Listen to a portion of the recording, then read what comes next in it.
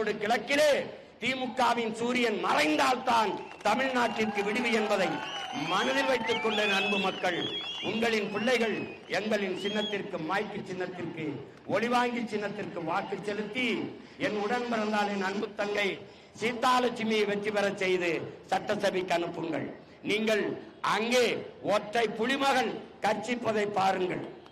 இதுவரை சட்டசபையில் எல்லோரும் பேசியிருக்கிறார்கள். எங்கள் வாழ்வும் எங்கள் வளமும் மங்காத தமிழ் என்று சங்கே முழங்கு என்ற புரட்சி பாவலனின் கூற்றுக்கேற்ப என் தங்கை சட்டசபையில் உங்களுக்காக.